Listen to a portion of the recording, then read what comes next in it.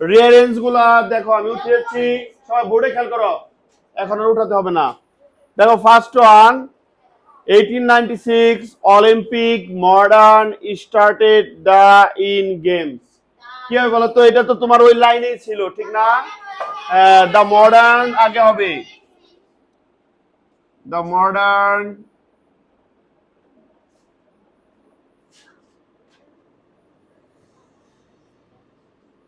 Olympic games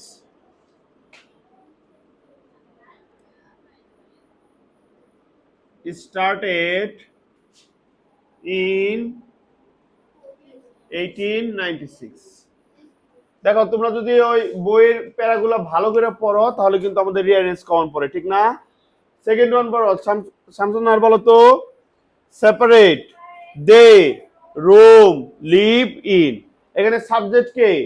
সবার আগে কি বসাইতে হয় আমাকে? সাবজেক্ট বসাইতে হয়। সাবজেক্ট হলো দে, তাহলে দে আগে দিব। সাবজেক্টের পরে হলো ভার্ব বসে, কে বসে? ভার্ব। এই যে ভার্ব হলো live. They live in separate room, হ্যাঁ মানে তারা আলাদা রুমে থাকে। রিয়ারেঞ্জে সবসময় খেয়াল রাখতে হবে, সবার আগে আমাদের কি হবে বলতো? সাবজেক্ট হবে, কি হবে? তারপরে ভার্ব, সাবজেক্টের পরে কি হবে? তারপরে বাকিগুলা অবজেক্ট গুলা যেগুলো থাকে আমরা সিরিয়ালি বসাবো। তারপর দেখো there, how, days, many, are, week in a. যেহেতু ডাব্লিউএস ওয়ার্ড আছে, ডাব্লিউএস ওয়ার্ড থাকলে ওটা কি হবে? সবার আগে হবে ঠিক না? কারণ প্রশ্ন করতে গেলে আমাদের আগে দিতে হবে, তাহলে আগে হবে how. How many, how many মানে কতগুলো, হাউ মেনি সবার আগে হবে। How many days are there in a week. এটা কি একটা প্রশ্ন হয়েছে কিনা বলো তো? তাহলে শেষে কি দিব? একটা প্রশ্নবোধক চিহ্ন দিব।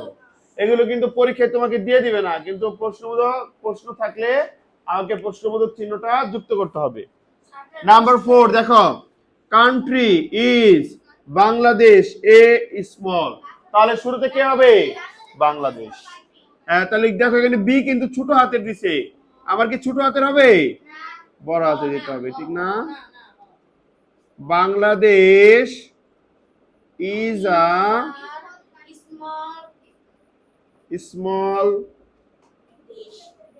কান্ট্রি। নাম্বার 5 দেখো, হিজ, হু, আঙ্কেল ইজ। তাহলে শুরুতে কি হবে? ডাব্লিউএস ওয়ার্ড আছে, ডাব্লিউএস ওয়ার্ড থাকলে কি হবে? সেটা সবার আগে হবে। তাহলে হু ইজ হিজ আঙ্কেল। প্রশ্নবোধক চিহ্ন কি হবে না হবে না? হবে।